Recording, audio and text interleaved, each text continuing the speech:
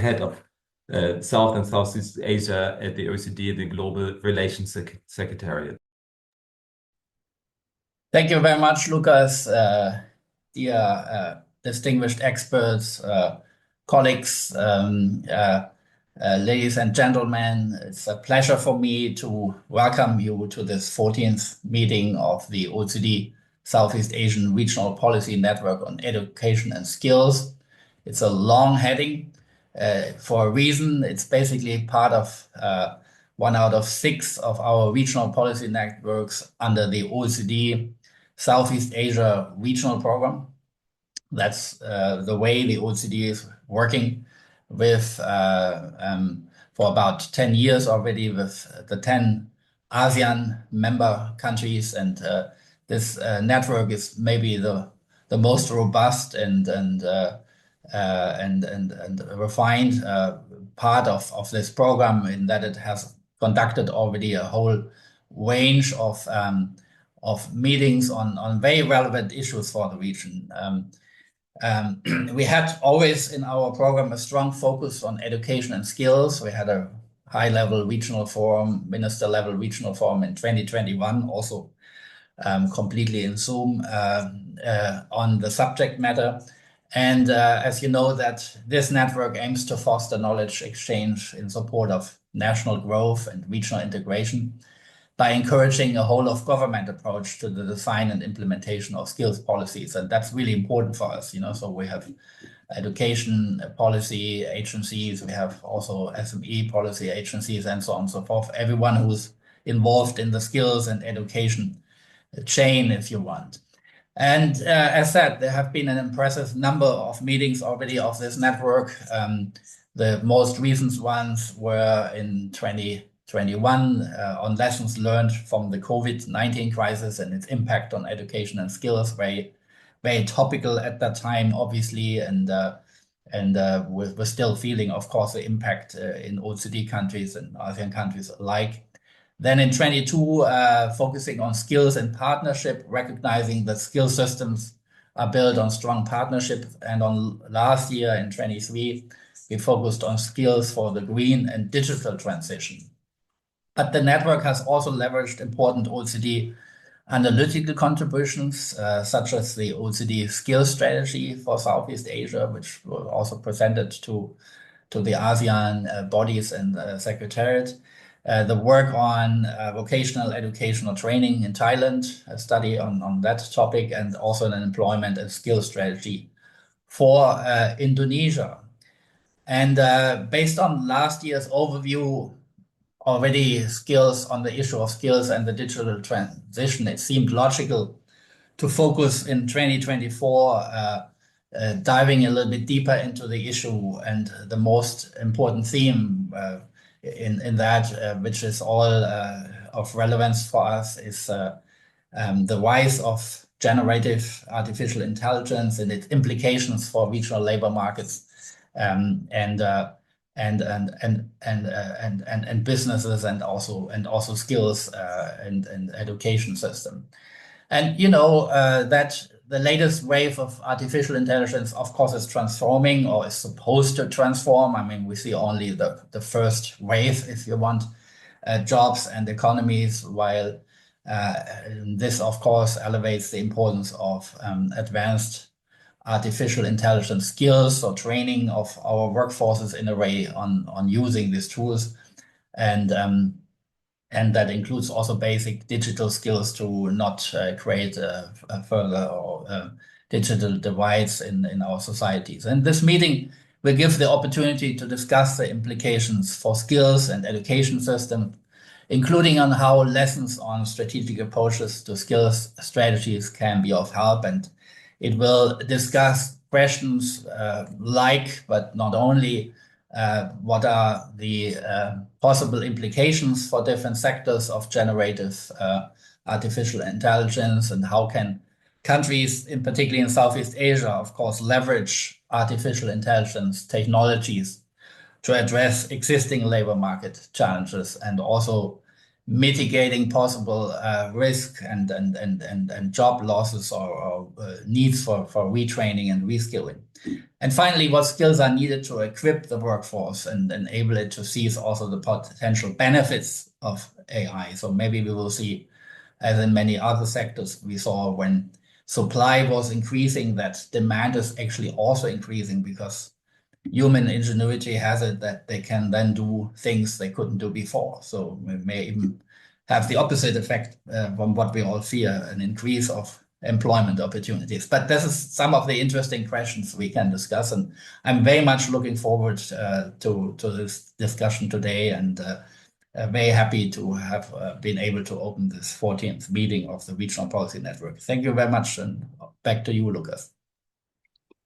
Thank you very much, Alexander, for really putting the right context here for our discussion, the basis foundation for this meeting today. So I'm Lucas Kanuschkamp. I am the head of unit of local employment and skills in the local employment and economic development program at the OECD. I'll be moderating the rest of the session today, of the event today. And I just want to give you a short overview of what is in store for you. We'll first have a short keynote presentation on our most recent report, just launched on Thursday last week, on the impact of generative AI, labor market impact of generative AI, followed by a panel discussion with international experts coming with different perspectives to really help shed different lights on different questions that are of great importance when we consider the latest wave of AI technologies. And then we have two complementary presentations from colleagues from the OECD Center for Skills, followed by a time slot with Q&A where everyone can raise questions, where we can take up questions from the audience to either any of the panelists or any of the presentations that were given. So that's just for the great ground overview. So without further ado, I'll be sharing my screen to share some insights on latest work that the OECD has been producing on generative AI and its labor market implications. Great. I believe everyone can see my screen. I'm looking at some of the panelists to wait for a confirmatory nod. Now we can. Yes, fantastic. Great. Thank you very much. So as I mentioned, we just published our flagship report on local employment and economic development on Thursday last week. The flagship report that comes out every 2 years, and this year, running with the latest developments, very much focus on generative AI and the geography of its implications. So let me share a little bit of some of our findings and insights on this report. Just to set up the motivation and state a little bit, as part of this work, we also look at general trends in OECD regional labor markets over the last few years. And in this case, we look at also the evolution over the past decade, in a sense, assessing the health of different labor markets within countries. And we see a mixed picture that strikes a balance of positives, enormous resilience, for instance, in terms of the recovery from COVID and other shocks, while at the same time, really identifying both new as well as pressing and persistent challenges. And here, just to motivate why we really should be thinking about the potential benefits but also the risk of generative AI. We see, for instance, major issues in terms of productivity growth, which has been really anemic in the OECD, as well as increasing labor shortages that have been spreading to all types of regions and are particularly pronounced for digital talent, for instance. So the requirement to make the best use of new technologies.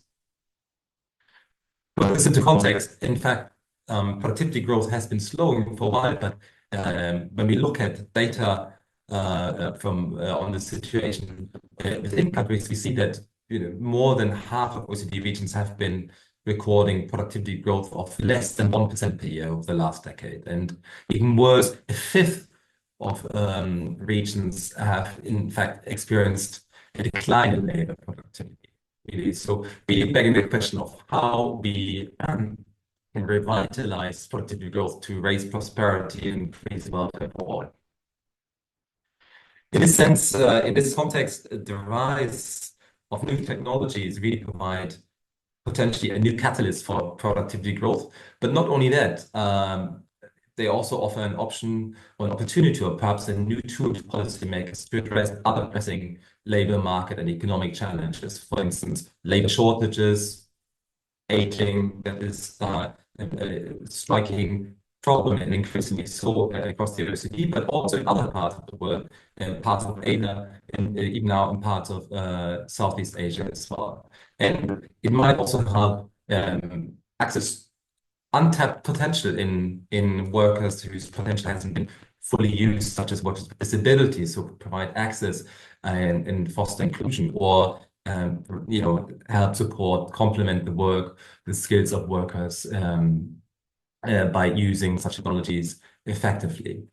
Now, over the last few years, we really have seen an incredible rise and unprecedented innovation when it comes to technology with respect to artificial intelligence. And perhaps that is best embodied through generative AI in the form of large language models that have found enormously fast adoption across the world. What sets out with respect to these large language models, generative AI, besides their capacity, is their ease of use and ease of access. It really has become a technology that is accessible to all of us and can, and thus in that sense, also change or transform or help us in our different tasks in our jobs. However, when we think about seizing the opportunities of generative AI to augment workers and revive productivity growth, we really ought to be thinking about the enabling conditions, the enabling factors that we need to put in place. And here I would just like to mention two. There might be more, but two that really stand out. The first one is skills. So really supporting these new technologies, the right type of training to equip a large segment of the workforce with the basic or necessary skills to be either proficient users or experts in working with the generative AI.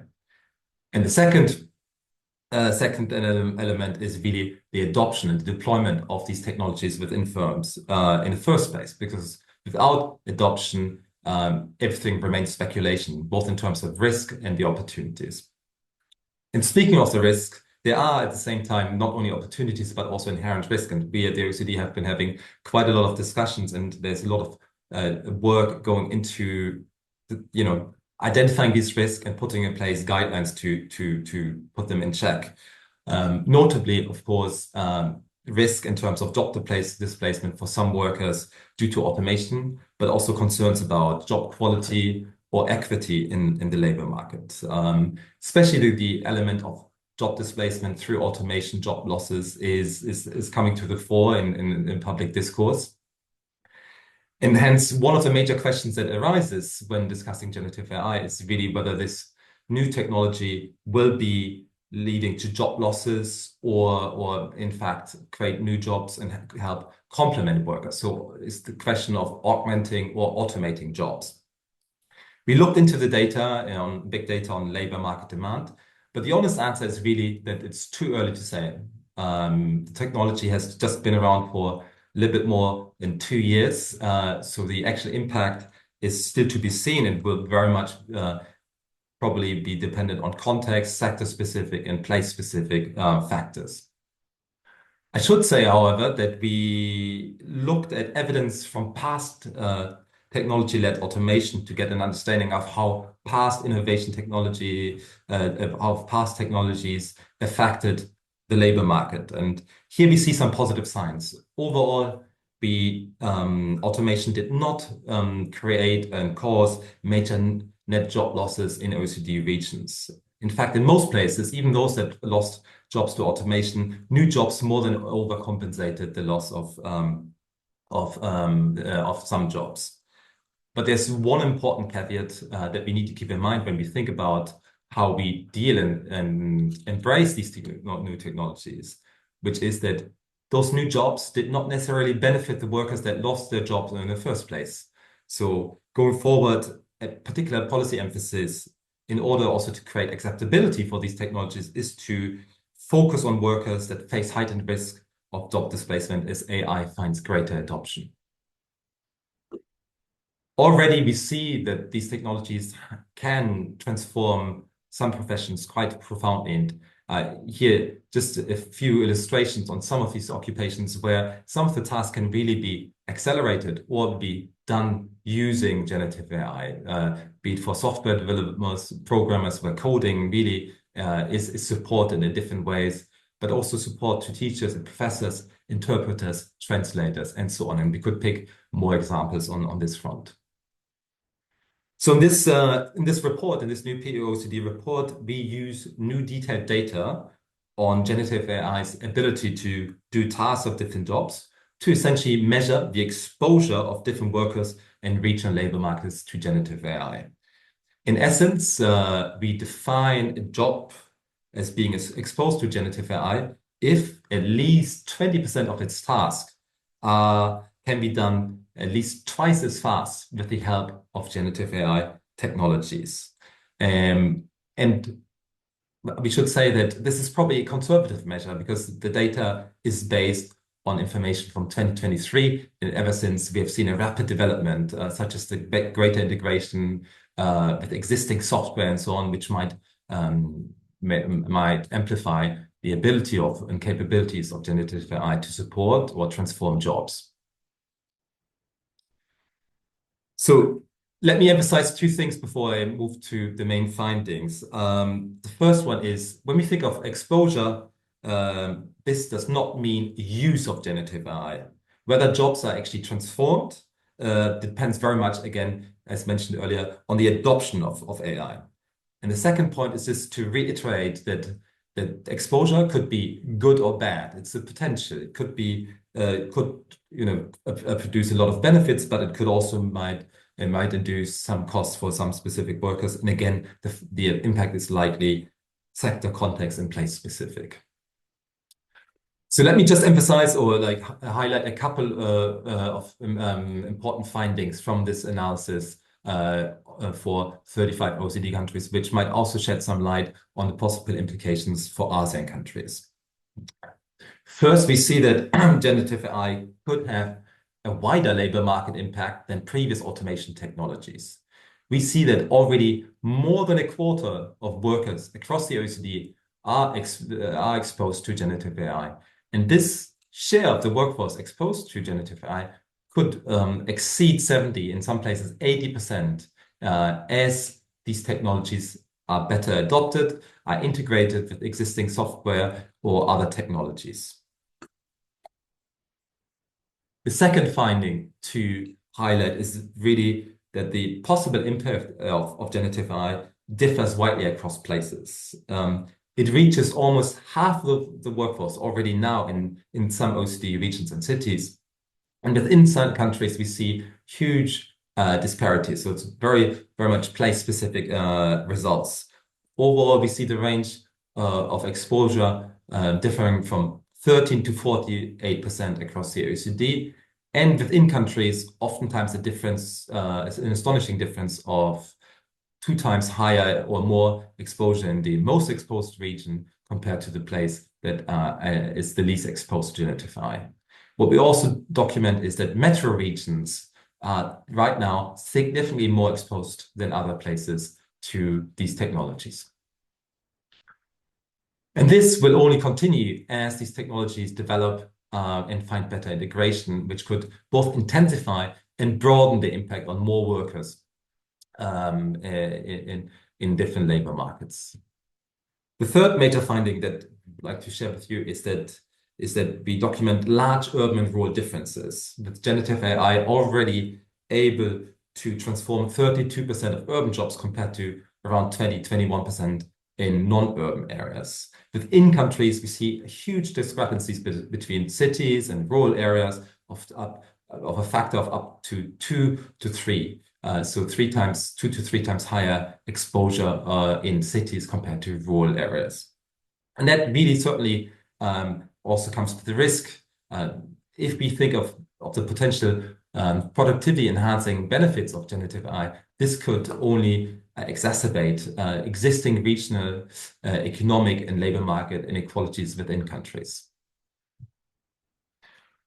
Now, the last important finding to share here is that is the geography of it all and how this geography compares to the geography of previous technologies. When we look at the geography of generative AI, its impact on labor markets, we see a reversal of the geography or geographic impact of previous automation technologies. In essence, in the top left quadrant, you see places that have a low risk of automation based on previous technologies, including robotics and some digital technologies, but very high exposure to generative AI. And those tend to be metropolitan regions, more populous regions. And at the bottom right, you see regions that were highly exposed to risk of automation due to previous technologies, but are now very much or very little exposed to generative AI. And in thinking about this, it certainly backs the question of why we see this reversal. And it essentially boils down to one fact. Generative AI excels at doing cognitive tasks. So the shift of these technologies' impact is from physical to cognitive tasks, which means that also now, as opposed to previous technologies, the burden or the greatest impact is actually on high-skilled workers, and that essentially then translates into a shifting geography due to the different sectoral composition, economic structure of different parts of our societies, which we see here, a clear reversal. Instead of a high impact on low-skilled workers, we now have the greatest impact on high-skilled workers. Now, what can we do about this? Or how should we think about these technologies going forward, and how can we seize their benefits? As mentioned, we see quite enormous potential in generative AI to transform jobs, help alleviate labor shortages, or catalyze much-needed productivity growth. And indeed, recent OECD analysis based on G7 countries shows that the potential benefits on productivity could be quite substantial.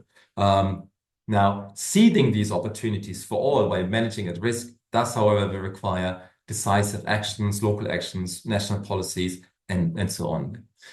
In the interest of time, I'd like to just highlight 3 priorities that we discuss in the report at length, and I'll invite you to read this if you have time. The first one refers to the place-specific effects and solutions of these technologies. And really, one of the major objectives we need to be thinking about when dealing with these technologies is to make sure that all places, or enable all places, not just regional frontrunners or cities, could benefit from AI. And among other things, this very much highlights also the importance of good digital infrastructure in all places, a challenge that we have in the OECD, but certainly also in Southeast Asia. A second priority refers to workers, workforce planning, skills development, and local training. This should entail tailored support to displaced workers to enable them by retraining to transition into new jobs and find employment elsewhere in the economy, and really learning from past mistakes and other labor market transitions to take proactive action to raise the support for these technologies in the first place.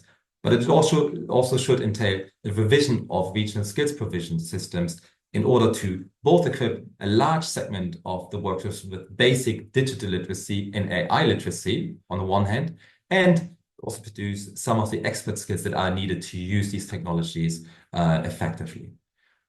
And crucially, it should also entail social dialogue to set clear AI guidelines and raise both acceptance and trust in using these technologies. Acceptance and trust are major issues, major obstacles in deploying these technologies and actually generating its benefits. And the third priority is very much on firms. We need to give firms of all sizes the support they need to use and leverage AI to boost their productivity. And one of the things that this should entail is really building awareness of AI's benefits, its limitations, but also its benefits. We discussed this quite extensively with some experts that this should be based on also you providing clear use cases, tangible examples on how this could be used, especially for SMEs that face a greater capacity constraints and so on. But thinking again about firms, it all circles back to the first two priorities. The first, one of the perhaps foremost challenges that they decry is a lack of a skilled workforce to deploy new technologies. So it goes back to this one, the first, second element. And then also place specific conditions such as digital infrastructure. They need sound digital infrastructure and a skilled workforce.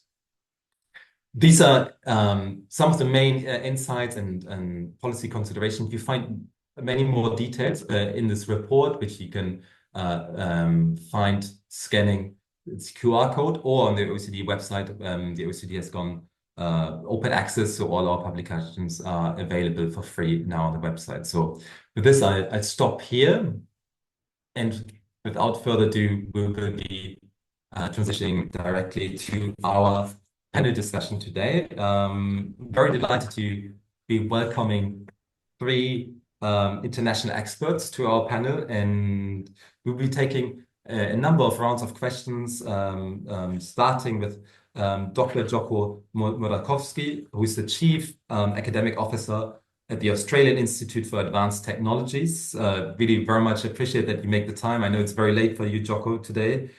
Jocko is also the former director of Digital Futures, a special program funded by the Victorian government in Australia, a program that really very much fostered or tried to support economic development in the state of Victoria by accelerating innovation, strategic development, and the digital transformation of the economy. Jocko has a number of affiliations with leading universities across the world.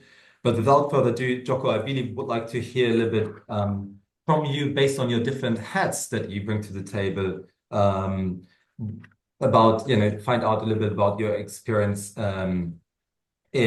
both in Australia and dealing with these issues, but also in the Greater Southeast Asia region. So, Jocko, one of the questions that we have been discussing, I've been listening for you, is really the question of how you think about designing effective AI skills training and whether it needs to some extent be broad or should be customized to address different sectoral and geographic variations. So could you share a little bit based on your experience what you think are the main challenges in creating tailored training programs that can improve the acceptance, but also the adoption across communities and organizations of new technologies such as generative AI? Thank you very much. Yeah, thank you, Lucas. And first of all, please allow me to congratulate you on that great report that you just presented. I have to say, based on my experience on the ground, on the field, doing these things, pretty much it corresponds with everything that I've experienced. So well done on putting that report together. Now, from my experience working especially for the Victorian government and now with the government of Andhra Pradesh in India and some conversations that I'm kind of starting now in China, I can say one of the biggest challenges is that, first of all, one size doesn't fit all. I'll tell you about a cardinal mistake that the Australian federal government actually did. They invested into developing a public program which offered 1 million free courses in generative AI for everyone. The problem is that they're useless. They're so generic, very brief, generic, self-paced that add no value to anyone. Hence, there is really no uptake of that. Now, the thing is that we've seen these things historically in the past when whether a technology or whether a methodology of some sort is being introduced and is being diluted to that level to be very general, it ceases to make any difference. Now, to be truly effective, you do need to have customized, tailored programs that fit specific organizations, that fit specific industry sectors. And even beyond that, you need to look at it even further. Not everyone in an organization needs to have the same AI skills or use the same AI tools. For example, the leadership teams have very different need of how they're going to use the AI versus how different divisions, different departments, or different people under them will be using. So that's that. Now, what is the main challenge? Well, one of the main problems is always the cost when you want to roll these things out. Even in a country like Australia, whose population is one of the wealthiest in the world, the cost is always seen as a problem.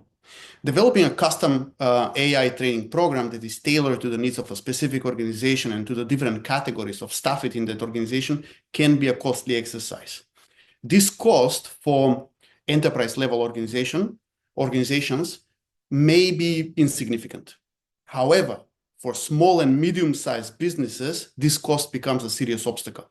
In fact, any cost that is not part of their day-to-day operations is seen as a considerable expense rather than investment. The problem is that most businesses in any country are of small and medium size. In Australia, for example, SMEs constitute 98% of all businesses. And this is why governments need to find ways to subsidize these costs if they want to future-proof their economies, or they will be left behind. I have experimented with different models on this, one where the government invests in the program, and another where the government establishes a public-private partnership in order to minimize any public sector investments. Both models could work fine under the right circumstances. That's important to be noted. And I know that we don't have much time to discuss these things in greater detail now, but if anybody is interested to explore this further, feel free to connect with me afterwards. So thanks, Lucas.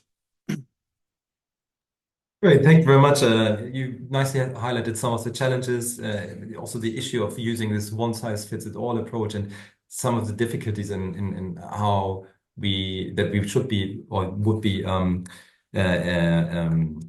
finding in really spreading the benefits to all without losing the actual meaningful focus of training, etc. So thank you very much, and I'll get back to you in a second.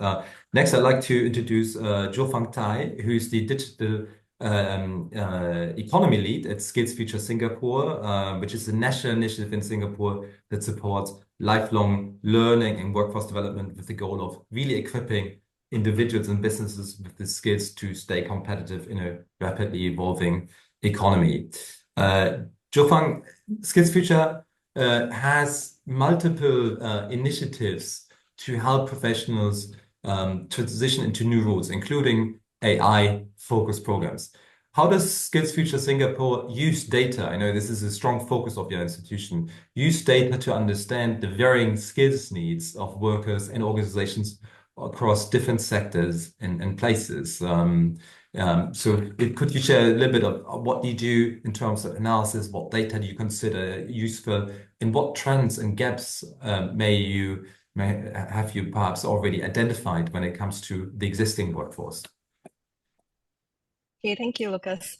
Actually, Skills Future Singapore, we are the National Skills Authority. So definitely when we have all these generative AI, all the potentials that is happening, we are really very excited, especially my divisions look after the job skills insight. That means we use a lot of big data to monitor jobs and skills trend across various channels. So some of the data source that we use from the labor market intelligence to the talent profile of frontier firms, users platform like LinkedIn, it allows us to track the changes in the skills profile across job role, both regionally and globally. So one of our analyses actually looks into Singapore talent profile. We actually sort of pit Singapore talent profile against some of the top AI hotspot or cities and look at the skills penetration and the AI related jobs and skills role. And from there, we identify some of the gaps that we need to work on. And we also have another studies where we look at generative AI companies. Why we actually looks from the city level or even the company's level is because, as Lucas just now shared, job posting data for generative AI is quite limited, because it's quite new. So we have to find other means to understand what are the various skills gaps. So one of the studies that we did for the generative AI company actually reveals a very interesting distinction. So while Gen AI developer types of company versus those solution provider kind of companies, actually both really need digital skills or generative AI related skills. But the solution providers actually need domain-specific skills to actually design generative AI apps to help their industry, maybe in music or maybe in writing. So, but importantly, actually, our data shows that not everyone needs to transit into a new career or become an AI technical experts lah. Is that existing roles such as software engineer are actually evolving to incorporate AI knowledge and skills. So workers actually need to integrate their AI understanding into their current skill set while keeping their domain knowledge and expertise, keeping it critical. So if I'll use an example of a marketing manager maybe, actually these professionals, we have already seen them change their skill set. They change from a very traditional platform to social media, and then now they have to incorporate generative AI tools.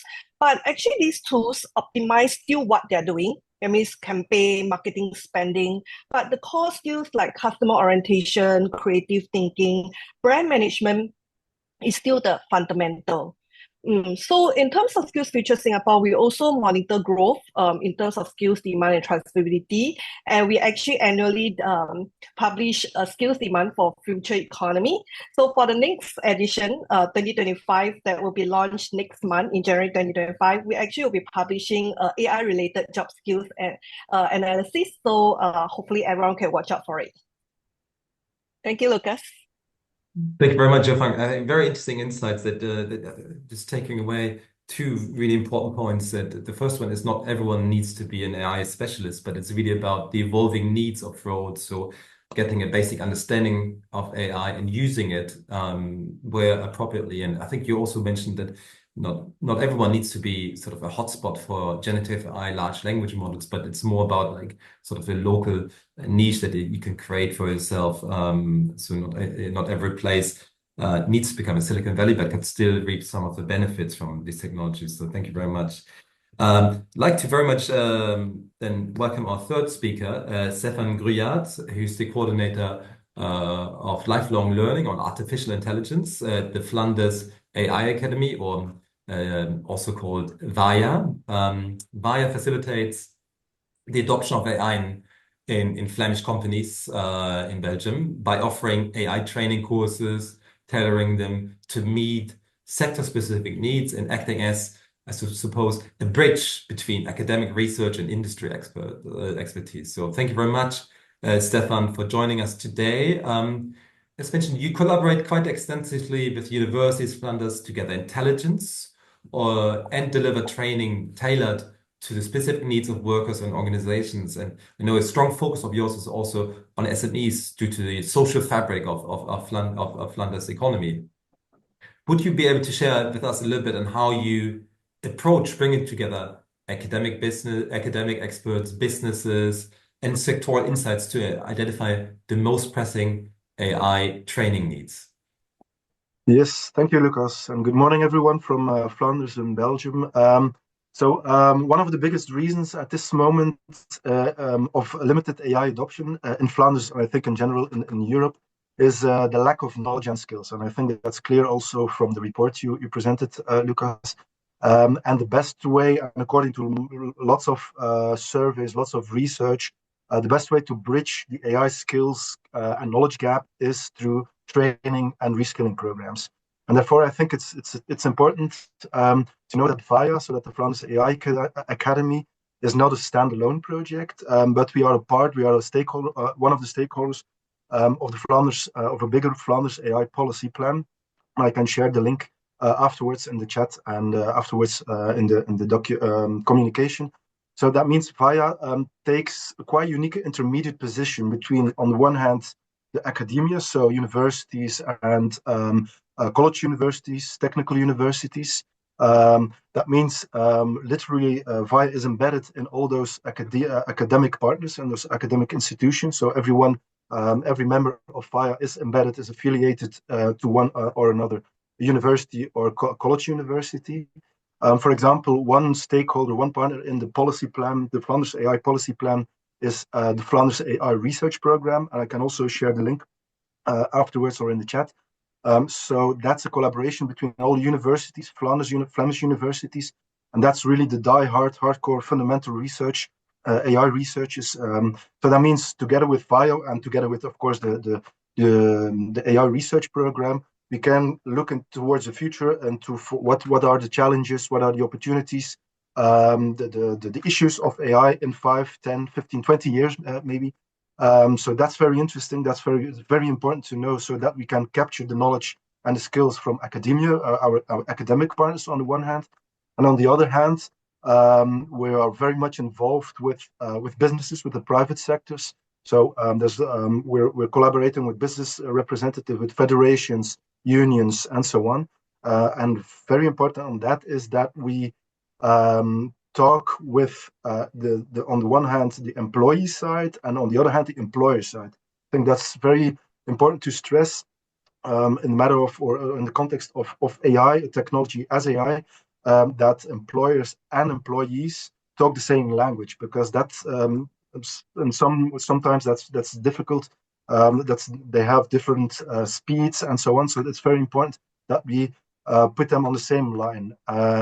So in that case, we capture the needs, we capture the questions from those federations, from employer side, employee side, and we try to combine them.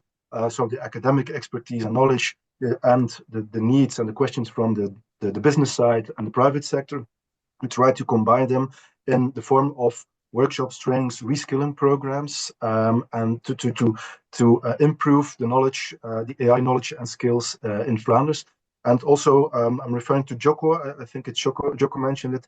The role of the government in the Flanders policy plan is also very important, of course, because we need, and the government is involved in that, we need the government to improve the implementation and adoption towards industries and businesses, especially SMEs. So briefly, collaboration for us is really key in this case. We need the academic knowledge, we need the academic vision, we need the audiences and the needs and the questions from the business side, the private sector, and we need a government as well to implement and to support implementation and adoption. Thank you very much, Stefan. A really compelling example of a partnership very much embedded in the local economy, and bringing together employers and employees to the benefit for more targeted training, but also communication, speaking the same language and translating, I guess, cutting edge knowledge to actionable insights and steps with respect to AI. Thank you very much. I'll like to go back to Joko. Joko, especially also in mind of the particular conditions in a lot of Southeast Asian countries.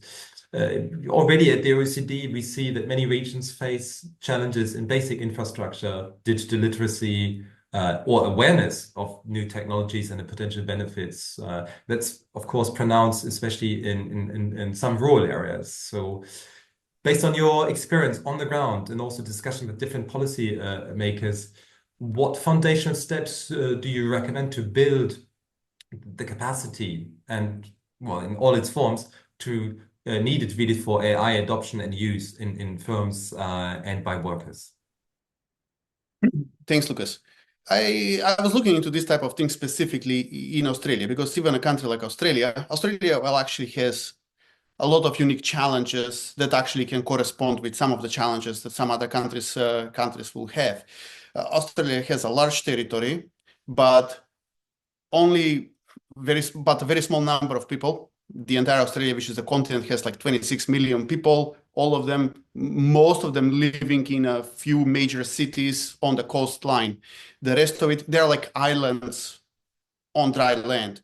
Everything outside those cities lacks any kind of infrastructure or has very basic infrastructure. So it's the same problem. Now, most government organizations tend to focus on whether they have the technology when they start thinking about digital transformation of this sort, let's say. And that's first. Second, they think on whether they can identify suitable organizations who can deliver a training when it comes to upskilling and whatnot. However, the primary challenge that we should be addressing here is that of basic infrastructure, as you rightly pointed out, Lucas. And this is even more the case when it comes to rural and developing areas. The best thing to do here is to apply the laws of the first principle. What do we actually need to have in place for this thing to function? Let me tell you about the three things that you need to cover in order to have AI adoption. First, electricity. Having a stable electrical grid should be the first priority, ideally powered by renewable sources so that areas can also function off the grid if there are any problems with the grid. This is actually one of the most common fundamental issues that I've encountered the moment you get out of the major capital city centers. Also, you need to note that the use of AI requires an enormous amount of electricity to run the data centers and fresh water to cool off the processors. So this is something that needs to be taken into account in terms of positioning and sustainability and all of these things. Then you need to ensure that there is a stable access to the internet. And this is often a problem once people leave the main cities. Satellite internet via Starlink can solve that problem, but you also need to ensure that there are enough hotspots available for the community to use the internet. And three, most people in these areas tend to lack affordable access to devices and technology, as well as IT support and basic digital literacy skills. Public good programs, sponsored, funded by the government, addressing these things need to be put in place. And that's what I've been doing on behalf of the Victorian government. Small and medium-sized businesses can't afford to hire highly qualified people with IT skills. They need to look at their own communities for source of talent, wherever they are, regional, rural, areas, not only metro areas. And this is why public programs that serve the general public are necessary, because unless the general public has some basic skills, they won't be able, these businesses won't be able to hire from within the community. This is very important to be noted, because unless you can provide the right conditions and uplift the community, you will not be able to develop a digital economy that will be globally competitive. What will happen instead is that you will end up with a small group of highly paid, digitally skilled people in the main centers, while the rest of the country will be left economically disadvantaged. And this is what we typically refer to as the digital divide. Thank you very much, Joko, for sharing these insights on, I guess, the strategy of first principles, which we sometimes lose out of sight. So thank you again. I'd like to move again to Jiufang and some of the work that is being done in Singapore. You mentioned the talent profiling to identify skills requirements in firms. How do you leverage this information yourself or with your partners to design targeted programs that meet the diverse needs of workers and businesses, particularly as AI reshapes some roles and transforms some skills demand? Thank you. Before I actually share on how we actually use the data, I'd like to share one of the initiatives by the Singapore government is that we actually have this national AI strategy. Now it's actually at 2.0. It was first released in 2019. So the 2020 report actually provide us with a framework. That means it actually allows us to know that which are the target audience we are looking at. So at a very top tier level, we know that we want to attract and develop AI creator. At the second layer, we know that we need to increase the number of AI practitioners. That means tech workers who actually use this technology and implement the AI system. And then at a very base, we need to build a base of very confident AI user across enterprise and the general workforce. So with this framing and with the data that we have on hand and the insights that we generate out, actually we sort of combine all this together with our skills ecosystem partner. Particularly, we have all those sector leads, that means some other government agencies that looks at maybe at the media or at the IT sector. So from there, we actually design very targeted intervention for our sectoral workforce. So for example, just now I was saying at the very base, we want to build a confident AI user. So what we did is that we actually roll out programs, 1 to 2 days training programs that actually equip Singapore adults with digital literacy skills that includes AI and data analytics. And because we want to build a strong base, we target to actually train 100,000 Singaporeans by 2027. And while we are talking, we are actually incorporating generative AI content to help to build this very strong base of AI users. And for the second tier, where we want to increase the number of AI practitioners, that means we want to upskill our tech workforce. We actually have scope out ICT professionals programs as well as mid-career transition programs. That means we attract these people who are interested to go into the IT, and then we train them in related courses and put them into the company so that they can transit over. And we also have those 200 related AI courses to cater to our adult learners to help them build foundational knowledge to even deepen their AI skills. But we also do note that when it comes to AI or generative AI, it is very emerging and it's very new. So we need to tap into the industry. So we work with major companies like IBM and Microsoft. And through the initiative, we actually got them to help the SMEs, small media companies, to adopt a relevant AI solution and train our mid-careerists in this area that we want them to move into. So in a way, with our framing through the National AI Strategy, plus our data-driven insights, plus our skills ecosystem, we actually design different tiered target programs to help to meet all these evolving skills demand created by AI or generative AI.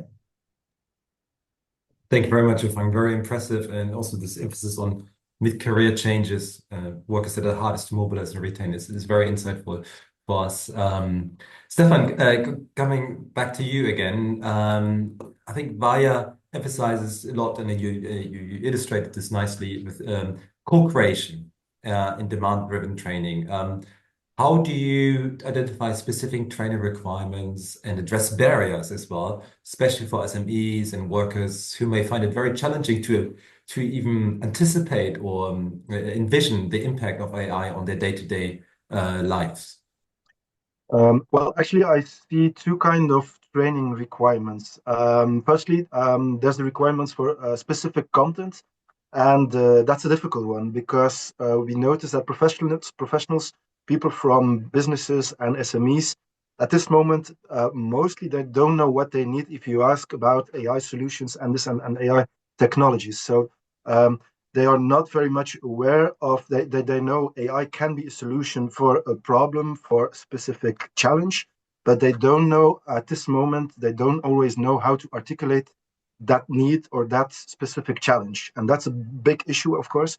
And that's why we very strongly collaborate with those stakeholders, private sectors, federations, business representatives, to identify the needs to optimize the businesses and the jobs, and not specifically asking about, do you use AI and how do you see AI in your business? No, because AI should be and is a human supportive business technology and should also be a human-centered technology. So that's a big challenge, of course. So the requirement for content, for specific and tailor-made content in the best case. And secondly, there's a requirement for specific formats. And on that, it's interesting to notice that Flanders, that Belgium, is not a very best in class when it comes to lifelong learning, reskilling, professionalization. That's also mentioned in the latest OECD reports. Because too many professionals, too many people from SMEs, from businesses are still really convinced that training, reskilling requires a lot of resources. And it's also, Jocko mentioned, there's two things people from SMEs and businesses, the two things they don't have, that's time and money. They don't want to spend too much time and money on reskilling and training. And that's a big issue, of course. But to cover that, together with VIA, so with VIA, we try to develop also non-formal and informal learning materials. So it's not always formal learning trajectories and learning trainings and so on people need. So people also need non-formal and informal learning materials. That means we really try to convince and motivate professionals of the fact that a first step in reskilling could be reading a blog, could be listening to a podcast, could be watching an introductory video series as a start of a learning trajectory. So you can follow the specific modules you need specifically for your specific task and skills for your sector and for your specific job. So in that way, we try to lower the barriers so everyone is able to start with the very beginning in his or her own time and pace. So everyone is able to at least train and at least to gain some AI literacy in the first place. Thank you very much, Stefan. Now, I have one final question for all three panelists, and if possible, I'd like you to be brief and keep in mind of the perhaps also the conditions in Southeast Asia, the opportunities there.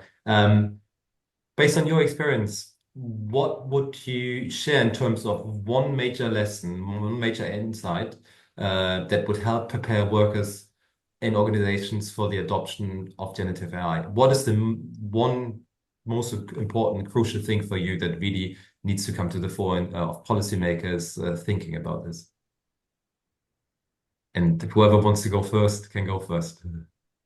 I can go first since we started in that order, if you like. I can say that majority of the businesses, if you're talking, the majority of the economies are led by SMEs. I mean, are sustained by SMEs, by small, medium-sized businesses. They can't do this on their own. They need government support. That is very important to be noted. And to be truly successful, you will need to develop micro and macro level strategies for different stakeholders. Success requires a whole of government approach. So that will be my brief answer. Thank you very much, Joko. Okay, for me, I think the key is to embrace the change because it's a fact that they are changing and we are augmented by AI. So I think is to cultivate a mindset of continuous learning and adaptability, and then develop the AI literacy as well as the critical skills that really complement all these AI capability that we are building now. Thank you. Okay, and then I'll end with a very short phrase, one sentence. So yeah, don't forget to use your human skills and intelligence. So communication, empathy, to implement technology in the most sustainable and effective way. Thank you very much. With that, I'd like to very much thank again all the three panelists, which provided fantastic insights on the discrepancies of sort of the impact and opportunities to use these technologies, the importance of data, and the importance of collaborative efforts to translate theory into practice and tangible benefits. Thank you very much. Please stay tuned. We'll have a little bit of time for some questions from the audience in a short moment. But now I'd like to introduce some of my OECD colleagues. First of all, Francesca Borgognovi, head of unit in the Center for Skills, who will be sharing some insights with us on a new OECD analysis on trends in AI skills demand. And then after that, Andrew Bell, Deputy Head of the OECD Center for Skills, who will be sharing some lessons learned for developing and implementing skill strategies. So we'll start with Francesca. Over to you. Thank you, Lucas. Thank you, everyone. Can you see my slides? Yes. Perfect. Thank you. I'm Francesca Borgonovi, and I will present some findings from a not recent report, in the sense that it was published at the end of 2023. So bearing in mind that a lot of the data that I will be showing refers to just before generative AI, meaning ChatGPT, was announced in November 2022. At the same time, this is quite prevalent in terms of having data that is valid and good across countries. Now, I will not discuss much about what is AI and what are the implications of the adoption of such a broad and general purpose technology. But I think touching upon a lot of the threads in the previous discussion, it's good to visualize the impact on AI on the demand for skills as a pyramid, I think. Not both in terms, I would say, depth of skills and knowledge, but also in terms of number of people affected. Now, at the top of the pyramid, and that's what I will be talking mostly about today, are AI professionals, and they require skills to develop, maintain, and adapt AI systems. And these are very technical skills, but not only, as I will show you. Afterwards, there are what I would call data technicians. AI needs data in order to be useful. And oftentimes companies, but also governments, forget that we need people that systematize data and collect data in a way that is actually facilitating AI adoption. And I think this is a missing bit in a lot of our discussions about AI and how can we make sure that we realize the potential of the technology. Then there is workers, what Lucas has talked a lot about today, skills to work alongside AI, and in a sense, understanding to what extent we need to play the role of centers with, in a sense, very well-defined definition of what tasks should a human do and what task, on the other hand, should the AI systems do, or actually cyborgs. When do we use technology to augment human capabilities? And then finally, again, we've talked a lot about what skills do we need to work in a world in which AI is used, and that encompasses all people needing to access services, young kids going online, and etc. What I will talk about today is AI professionals, but in a sense, the implications are throughout the population pyramid. Now, I will hope you will not switch off, but I will give you what are the key findings from the work we've done. The demand for AI professionals is actually small. We talk about them as if they are, a big category that we will need a lot of people to develop and adapt AI systems, but that's not actually true. We need few highly technical people. At the same time, the demand for AI professionals has increased over time. I will show you results for 2022, but things haven't changed dramatically. We don't move from less than 1% to 20%. It goes from just less than 1% to a little bit over 1% of all new job ads being for AI professionals. One of the things that I think is crucial is that countries differ in the extent to which AI adoption is driving the demand for AI professionals in different industries. A lot of the evidence we do have to date is about the United States and the United Kingdom, and things look very differently in terms of AI adoption when you look at different countries. The set of skills also differs because they are, in a sense, used for different purposes in different industries. So the very specific skills AI professionals in different countries need is slightly different. And finally, and this has been discussed previously, but companies, particularly leading AI recruiters, are not just looking for technical skills. They're looking for much more than that. And that includes the capacity to work with others and take decisions. Now, on the very first point, I said the demand for AI professionals is small. What we did was we looked at all the job advertisements online, posted online between 2019 and 2022 in 14 OECD countries. So a lot of the work we did was to standardize across different linguistic communities. And what we did was we looked in the full text of all the online job vacancies that were posted in this period in different languages, and we looked at whether the postings had at least one out of over 250 keywords that signal the ability to work with very specific AI tools and applications. And what you do see from the analysis we conducted is that between 2019 and 2022, the number of online vacancies requiring AI skills increased from 0.3% of all the vacancies posted online in 2019 to 0.4% in 2022. This was a big increase in some countries, but remained in all countries, including the United States, less than 1%. Now, looking at differences across industries in terms of the requirement to hire individuals with the ability to adapt, develop, and modify AI systems, what we do see is that on average across English-speaking and European countries in our analysis, mostly AI professionals were looked for professional activities such as, for example, consultancy consultancy, 24% for ICT professionals, so very much in the tech part, and 13% in manufacturing. But if you look at where the different triangles, squares, and diamonds are placed in terms of overall share, things look very differently in different countries. And in particular, what you do see is a big use of AI talent in manufacturing in the United States, which is not the case in other contexts, thinking about Australia in this instance.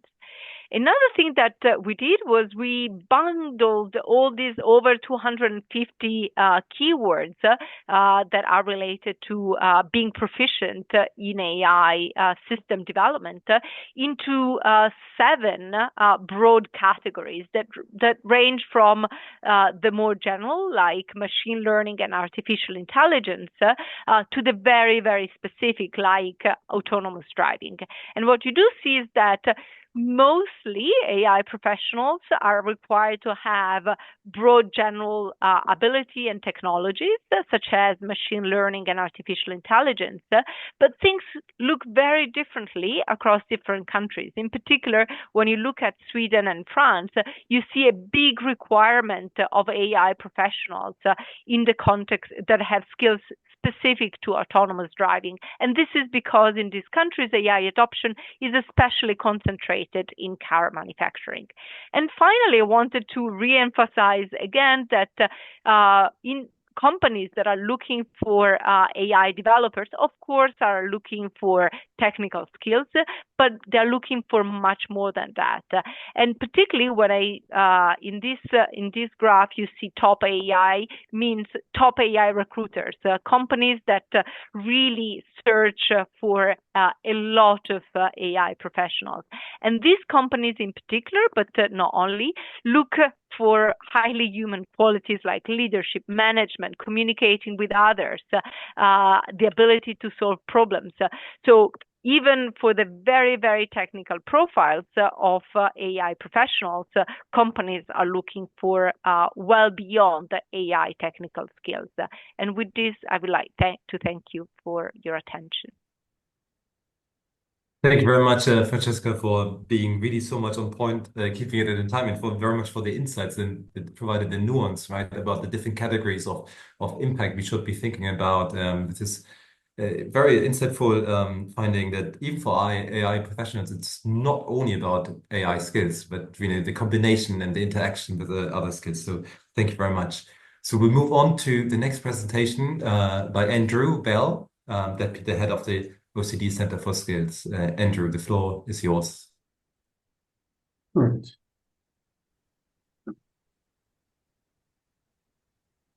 Just let me know when you can see my presentation, okay? Yes, we can see it. Perfect. Thanks, Lucas, and good day, everyone. Skills, of course, are critical to the economic and social well-being of countries and people, which the presentations today have clearly underscored, and perhaps increasingly important, at least in the sense of thinking through what sorts of skills we need. But creating effective skills policies is complex, because it does require collaboration across government and with key stakeholders. Because of course, skills policy is not about just education; it's not just about labor market; it's about many different things. So, in response to these challenges, skills strategies have become increasingly common across countries as governments aim to leverage the potential of their people to confront challenges such as skills shortages or low productivity, or seize opportunities such as taking advantage of new technologies, including the possibilities of artificial intelligence. So to support countries in developing and implementing skills strategies, our new report, Insights from Skills Strategies in the European Union, highlights 9 essential characteristics of successful skills strategies. And the insights relate to the process of developing and implementing skills strategies. So we're not talking about the elements of the skills strategy, because they vary quite significantly across countries for a whole host of reasons. But what are the sort of the good practices in terms of developing and implementation to ensure that you get good impact? So to identify the 9 essential characteristics, we've examined 26 national skills strategies developed in Europe since 2014, with 14 of these being developed with the support of the OECD. But these insights are not only for EU countries, but for any country aiming to adopt a strategic, coordinated, and inclusive approach to skills policy. Indeed, we at the OECD have worked with more than 10 countries outside of the European Union as well to develop skills strategies, including Thailand among Southeast Asian countries. And the lessons we've identified here are reflective of their experiences as well. So why are so many countries developing skill strategies, you may ask? Well, primarily it's because they do, of course, recognize that skills are essential for their economic and social well-being. However, skills policy is a complex domain that requires coordination among multiple government ministries, agencies, and levels of government, covering diverse areas like education, employment, economic development, innovation, immigration, and more. And it also requires action from a wide range of stakeholders, including education and training providers, the private sector, labor organizations, community sector organizations, and more. So skill strategies are a response to this complexity. They allow countries to take a coordinated and inclusive approach to skills policy and provide strategic policy direction for the medium to long term. So with that said, I'll now introduce to you the non-essential lessons that highlight the key features of successful skills strategies, starting with the first one, of course, which is to establish clear objectives. A common pitfall in planning, whether you're talking about a skills strategy or anything else in life, is jumping into action without first clarifying what one's objectives are. The risk, of course, is that partners and stakeholders hold different assumptions about objectives and intended outcomes, which will complicate reaching agreement on priorities, as well as agreement on the scope and form of the strategy. Clear objectives provide those involved with a shared vision and help to clarify the scope of the strategy. For example, the objectives chosen will influence whether it has a broad orientation towards developing the skills for the betterment of both the economy and society, or a narrower labor market orientation. Lesson 2 is to seize the right window of opportunity. Though timing isn't everything, it often makes all the difference. We have identified a few moments that are particularly advantageous for launching a strategy. The first is at the start of an electoral mandate, which reduces the likelihood of the strategy being sidelined by shifting political priorities. Second is in anticipation of the formation of a new government, a timing which allows the strategy to influence the priorities of an incoming government. And third is that when there are opportunities to link the strategy to a high-profile skills event or funding opportunities, which can enhance visibility, generate support, and secure necessary resources. Just as an example, in the European context, such a thing might include the launch of the new European Skills Agenda or the European Year of Skills, but of course, wherever you are, there'll be similar sorts of events or opportunities such as those. Lesson 3 is to align a skills strategy with other government strategies to support achievement of broader national objectives, while at the same time reducing duplication, fostering synergies, and making the most of limited resources. Obviously, these skill strategies coexist with many strategies, and many countries are very good at having a proliferation of strategies. And it's very important to make sure that these things are interconnected and that they are mutually reinforcing. In 80% of the cases we examined, efforts were indeed taken to align skill strategies with other government strategies in related areas like employment and economic development. Lesson 4 is to build a strategy on a strong base of evidence. In any given country, there are many areas in which skills performance could be improved, but we live in a world of scarce resources, so we do need to set priorities. An evidence-based assessment helps to make such a prioritization process possible. Additionally, an evidence-based assessment offering an impartial perspective on the performance of the skill system can help build public confidence in the strategy building process, and that's absolutely critical because policies often fail because you do not have the support of stakeholders, for example. Lesson 5 is to find champions. These are influential leaders or advocates or decision makers. It could be a minister or a senior official or an important stakeholder outside of government who can build support and maintain momentum for the strategy. A good example can be found in the Netherlands, where its Social and Economic Council, a non-governmental body representing social partners and external experts, was actually a member of the steering committee for the strategy along with government. And this body acted as a key champion, bringing together all the stakeholders to discuss opportunities, challenges, and potential solutions, and advocating for the strategy to a new incoming government. Lesson 6 is to adopt a whole-of-government approach. Skills policy intersects with multiple policy domains, including education, employment, economic development, and immigration, as I've already mentioned, and as a result, an effective skills strategy requires collaboration across various ministries, agencies, and levels of government. It's encouraging that in all the skills strategies we examined, they all involved cooperation among multiple government entities. Ministries responsible for education and employment were consistently involved, and ministries responsible for the economy were involved in 80% of strategies. Additionally, various other ministries and agencies were involved to varying extents depending on the country. Lesson 7 is to engage stakeholders, of course, such as education training providers, the private sector, labor unions, and community sector organizations, to learn from their insights and experiences, build their support for policy reform, and motivate them to take action themselves. As ensuring that people develop the right skills and use them effectively is not solely the responsibility of government, is a shared responsibility for all. And I would say that in the context of AI, that will be increasingly the case. It's encouraging to see, though, that in all the countries examined, employers were actively engaged in the development of skill strategies, and that labor unions were also involved in the majority of them as well.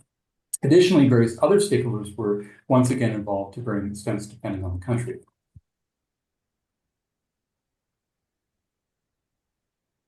So lesson 8 is to adopt an implementation approach that advances the objective of the strategy. For many countries, this will entail developing an implementation plan with clear steps, responsibilities, timelines, key performance indicators, and monitoring guidelines to facilitate coordination and effective implementation. Now, this might seem very obvious, but people often overlook how a strategy's design affects its ease of implementation. Poor design can reduce implementation efficacy, or even worse, make it unfeasible. And lesson 9, finally, is to monitor and evaluate implementation to ensure that the strategy's implementation remains on track and provides opportunities to make adjustments in response to changing conditions. For example, the proliferation of AI. This was not something we were talking about just a few years ago. If you built a skill strategy a few years ago, this was not even on your radar. And of course, if you don't have these opportunities to make adjustments along the way, of course, you could be very much missing the point. So it does seem, again, like a somewhat obvious lesson, but indeed, fewer than half the strategies we examined actually had regular reporting requirements. So they did not have this sort of structure in place to make sure that indeed happens. So this is clearly an area where countries could improve. So this has been a very high-level summary of the report. I do encourage you to read the full report to benefit from its richer detail, concrete country examples, and very practical advice. A lot of information about what specific countries are doing. For those of you with limited time, please note that we're also creating a very short policy brief that summarizes these key points. The report will be formally launched in early January, so please do look out for that.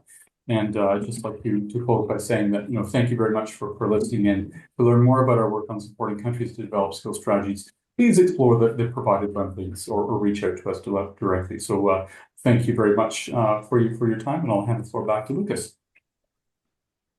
Great. Thank you very much, Andrew. And thanks again for really sharing these insightful lessons or video on the characteristics of implementing skilled strategies successfully. And I mean, certainly lessons that are applicable to all parts of the world, I suppose, including, of course, Southeast Asia, as we face the rapidly transforming world of work due to technologies such as AI. So thanks again. And we have, I think, in the interest of time, we can take one question, and I would like to give everyone the chance to answer a question from the audience, which in fact links back to, I think it was priority or element 7 that came through also in Andrew's presentation on stakeholder engagement. And so I'll just read it out to you, and everyone, of course, is welcome to step in, but it touches base on some of the discussions. The question is, workers can also resist change or fear the rapid spread of AI technologies due to uncertainty about their roles, lack of skills, or job security concerns. What can be done to address these fears and build trust in AI technologies to actually, see some of the benefits that these technologies could provide? So I'll invite everyone, if anyone had anything to share on this. Well, go ahead. Go ahead, Choco. You go ahead. Thanks. Yeah, all I can say that in situations when I can encounter that, when you just show people and walk them through some of the basic things so that you can empower them how to use it, themselves, in a very brief period of time, especially let's say with ChatGPT, which is easily how to remove this barrier, in a very short amount of time, they actually become very big advocates of the technology once they figure out how they can use it themselves, because most of the fear is what happens when others use it and if they don't use it. So sometimes it just takes a little bit of that basic level of introduction to get people across the line. Thank you. Andrew. Sorry. Yeah, I'll just take it from a policy level. Again, as I mentioned, I mean, to the extent that governments are designing policies to enable this, to help countries, individuals make the transition, again, having those open discussions, engaging with people broadly about this, and talking about policies, of course, can go a long way to helping people feel more comfortable and confident, or at least understanding what the challenges are and how and how perhaps to face them. So I think having that open dialogue, which often doesn't happen in countries, can be quite important. Thank you. Yeah, maybe I think we all need, let's say, a kind of AI literacy on a governmental level, on a business level, private sector, and so on, within different kind of industries, different kind of jobs. I really think that's basically. I think we need to learn from the past, from other technologies where we forgot to introduce, to be literate, to use the fundamentals and to know about the fundamentals of the technology. I think this is the moment that we can learn from the past, and we should learn from the past to get engaged and involve all people from all companies, from different kind of sectors and governments. I really think that's a big challenge on that. I mean, can I just say one thing? I think, however, many of the fears are very legitimate, and I do think a lot of people haven't worked out how to minimize risk or how to address some of the potential problems that arise from these technologies. So rather than dismissing the fears, it's also important to engage with very legitimate concerns and for governments to take bold steps in terms of recognizing the risks of the technology. In terms of upskilling, it's not just about workers, but probably also public service providers and policymakers need to significantly upskill and reskill to be able to make the most of the technology and engage in a way that is both appropriate and positive for their own populations. For us, Thank I you hope very that we can demystify everything via data. That means through our job skills insight, we actually signal to them what is the next step and help them to navigate this storm. So hopefully they will be on the same boat as us. Well, thank you all for your responses and see the diversity of points. I think that should be taken into consideration. But thanks again for everyone for joining. So I'll hand over to Ms. Karen McMyer, who's the head of the OECD Local Employment Economic Development Program, for some closing remarks to finalize our event today. Great. Thanks so much, Lucas. And thanks again to everybody who's joining and, for this 14th meeting of the OECD Southeast Asian Regional Policy Network focused on sort of education and skills, but also a really, I think the discussion highlighted today, both sides of the coin, both what do we need for firms and what do we need for workers. So of course, a huge thanks to all the sort of colleagues within the OECD, Alexander, Lucas, Francesca, and Andrew, but a huge thanks really also to our panelists joining from across different time zones, Stefan, Joko, and Joe Fang. And I think some of the discussion, just very briefly, some of the discussion points I found were particularly interesting as we, take away, because this is such a hot and evolving issue. As Francesca said, you do an analysis, and then like a year or two later, already the world has started to change again. So I think just the fast-moving nature means that the AI literacy that several colleagues raised becomes even more important. And I think what was nice about the presentations also is it flagged a few things about what we need to think about in terms of sort of variations, what this means in different country contexts, where different countries might have specializations in different areas on the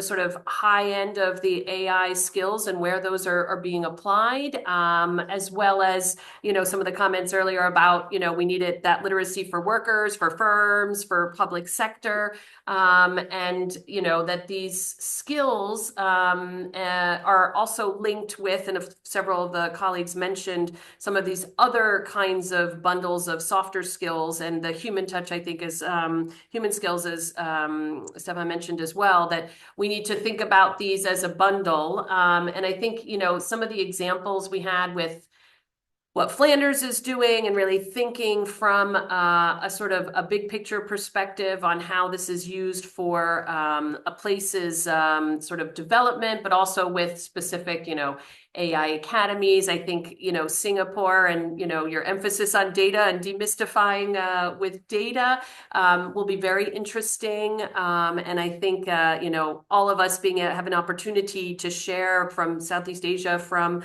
the OECD and other countries on what we're all doing with the data and what the data is telling us to help us, kind of keep pace with the literacy. And again, a huge thanks to Joko and about sort of taking also a big picture perspective on, if you want to think about AI, well, you also need some sort of basic access to different things in order to make full advantage of AI in different types of economies. And I think, you and Stefan also mentioned a lot about what do we do with the small businesses? How do we get them to even know what it is that they need to do? Because in order to train the workers, we need to know what the firms are going to be doing in order to then need those workers. And so I think, a lot of these different issues are things that are being talked about also in other OECD work, looking in a broader sense at what are the different roles that AI can play, whether it's in, boosting productivity, whether we didn't really talk about it quite as much here today, but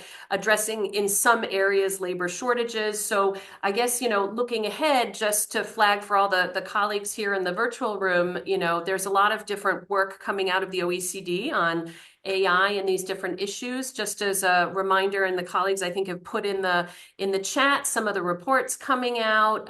You already have the Southeast Asia Skills Strategy you can access, but Thailand's Skills Strategy coming out soon, as well as the report that Andrew mentioned on lessons for implementing skills strategies. You have access to Francesca's report looking at, AI skills. You have access to the report that Lucas just presented, Job Creation, Local Economic Development, which has a focus on sort of the health of local labor markets and how AI might have different impacts.